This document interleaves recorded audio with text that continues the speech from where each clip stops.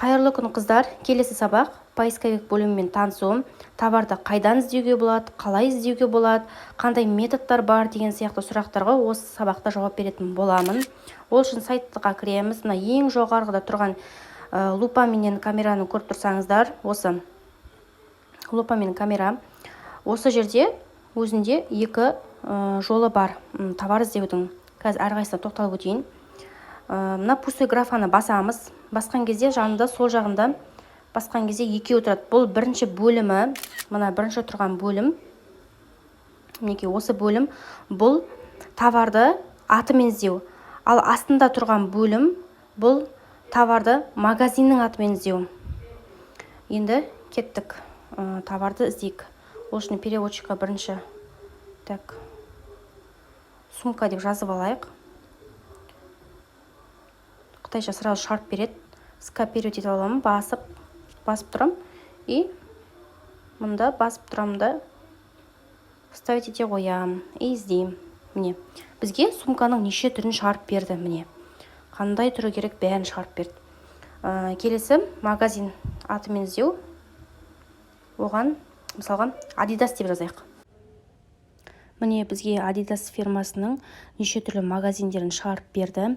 Осы біздің Pinduoduo сайтының тағы бір ең керемет ерекшелігі, бренд товарлардың люкс копиясын ашық түрде сайттан ала аламыз. Яғни, люкс качестводағы заттарды карточкасымен, пыльнигімен, коробкасымен, чегімен осы сайттан ала алатын боламыз. Енді бізде келесі товар іздеу камера арқылы іздейміз. Мінекей, мына камера арқылы. Камераға кіреміз. Мысалға, маған мына детский бас киіммен, шарфымен ұнап тұр.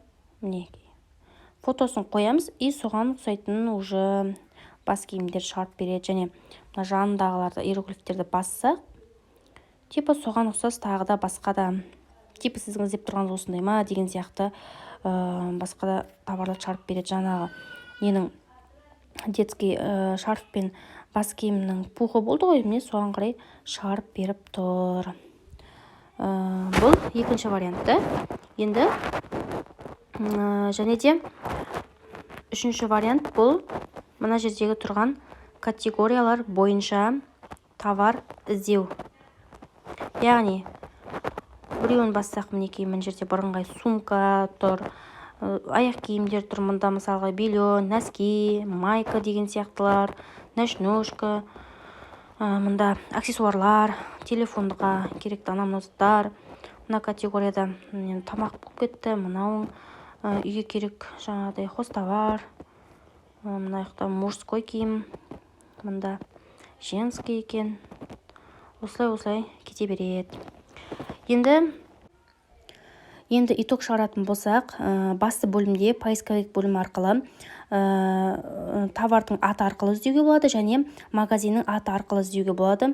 Және де жоғарыдағы камераны басып қалаған товарыңыздың суретін қою арқылы іздеуге болады. Және де мына жоғарыда тұрған категориялар арқылы іздеуге болады. Бұл сабақта түсінікті болды деп ойлаймын.